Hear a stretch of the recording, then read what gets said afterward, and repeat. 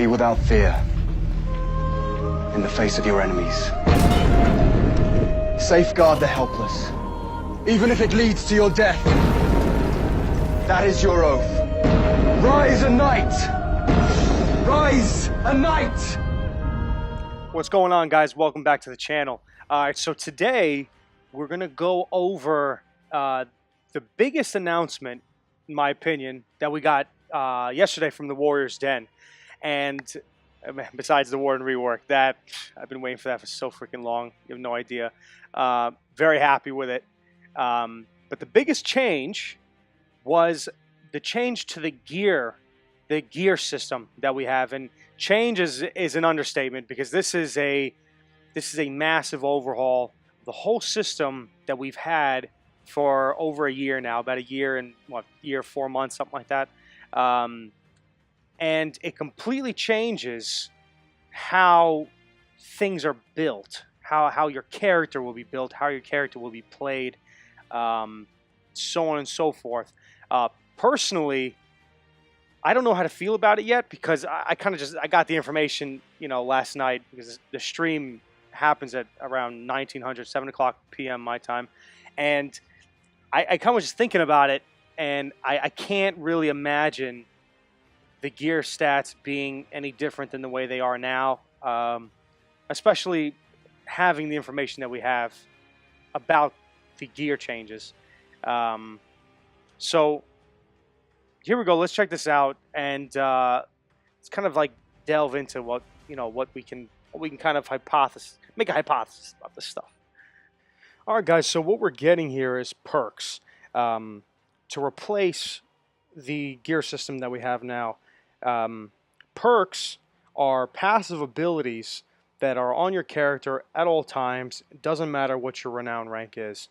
You see on the screen right now, it says activated when the right gear is combined. It kind of brings a MMORPG way of building your characters, and you put certain gear together and you get an outcome. And these passives, at the top level, at endgame, you're able to have 3. What they also said was that this whole system was to keep the strength of the current system and bring meaningful choices to builds. I don't know what they're trying to get at with that, because the choices of how we build our characters now already has meaning. Some people go for revenge mode builds. Some people go for raw damage. Some people rather debuff resistance over exhaustion recovery. Yeah, I mean it's rare, but it happens. But you see what they're saying here, that perk effects synergizes with modes, feats, perks, and teammates. This is what I find really cool, and what I think they're trying to push is more teamwork, especially having breach mode come out. I think what they're aiming at is for people to group up together and plan beforehand how each player on the team is going to contribute to the fight. So it's going to be less individualistic and more team-based, which some people might like, some people may not like. That's just, I mean, of course, you can never please everyone. Everyone knows that. So here we actually get to the perks themselves. And as you see on the screen, basically each piece is going to contribute to any given perk. Some gears are going to have 1 perk, some have 2 perks. And the way we upgrade gear now, you upgrade a gear and you get a little more percentage on your defense, a little more percentage on your defensive penetration, your attack, your revenge, whatever, what have you. So now, when you upgrade your gear, what's going to happen is you're going to fill up this little bar that they're pointing at now, and whenever you upgrade your gear, it's going to move forward. And when the perk has been achieved, the circle is going to glow or whatever. Remember, all this stuff is kind of subject to change, these details. So that's how that is going to work. By the time you have your legendary gear, your end game, if you want to call it that, you will be able to have 3 perks going on at the same time. So the way they're doing it is, depending on the rarity of each gear that you're receiving, okay, certain rarities will give certain perks. So when you get all the way to the legendary gear, you're unlocking the better perks of your character's selection. There are 21 perks in all, and each character has their own particular perks. So each character is going to have their own niche, if you want to call it that. And here we have the perks.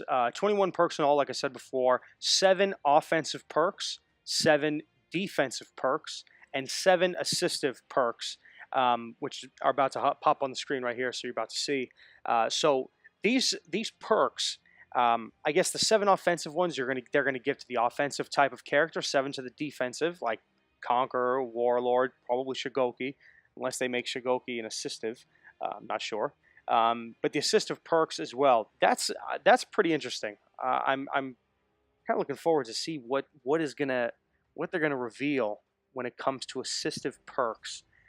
But here are some of the perks that they've introduced to us. This first one, Gale Storm, you gain 20% movement speed upon a hero kill, and you gain it for 10 seconds. I really, this is, I think it's really aimed at Breach mode, because in Breach mode, these maps look huge. I mean, they are huge, and you're going to need, it's vital to get from one point to another one fast.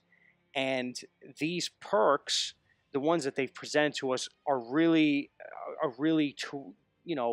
aiming towards the Breach gameplay.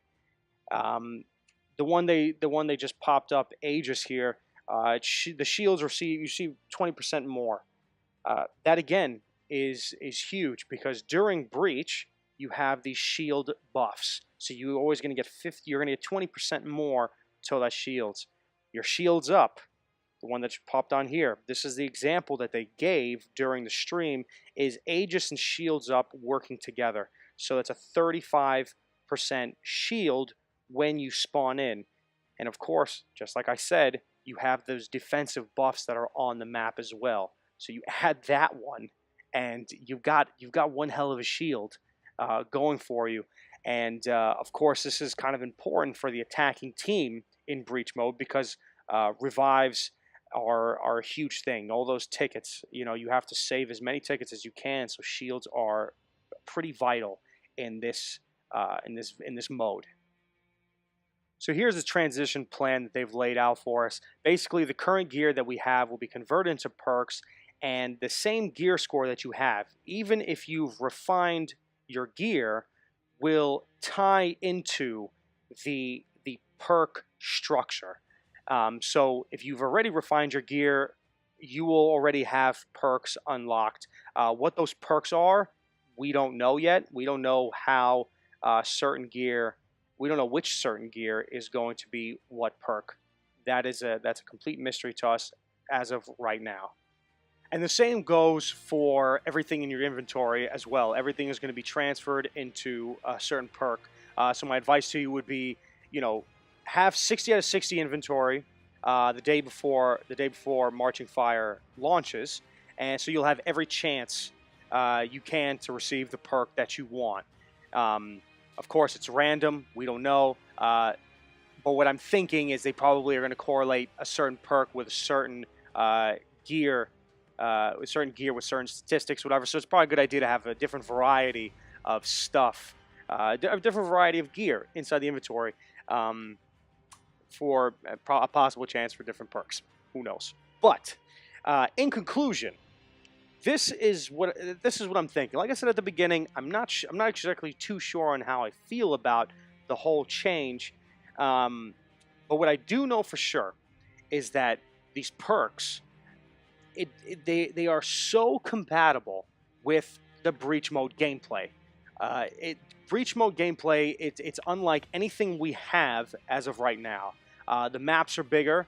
There's more stuff you have to do to achieve certain victory. And granted, this is me assuming that all the characters are completely equal in terms of their attack, the defense, exhaustion recovery, so on and so forth. And it's the perks that are going to help you achieve victory, give you an advantage or disadvantage depending on what you have. That's for sure. It definitely looks like that's what they're going for. Now, because of that, I know the problems with what I'm going to say. I know there are problems with it, and I don't really know the solution. But I think it would be a great idea to have to keep the gear system that we have in place right now, and keep it for Dominion and everything else that we have. And then for breach mode, we actually have a breach mode build. So it really separates the breach mode from Dominion, Tribute, and all the other things, because the gameplay has that much of a difference. It's not the same thing at all. The problems with that, of course, is the looting and how do people start off. Would Ubisoft just give a certain gear sets, so on and so forth, and you need to play Breach in order to receive Breach gear, and everything else will just stay the same. Dominion, you'll just get your normal statistics that we know and love so much. But yeah, that's my idea. Breach mode, have a breach mode build, and then everything else you'll just stick to the same build that you've had. But anyway, guys, this is the end of the video. Let me know what you guys think. Let me know what you guys think about the new perk system, and if you agree with me or not, that it would be a good idea to have a breach mode build specifically for breach mode, and then everything else we would just stick to the same gear system that we already know. But anyway, guys, like and comment. Let me know what you guys think. And if you haven't already, subscribe to the channel and keep up to date with what I got going on. Enjoy the day.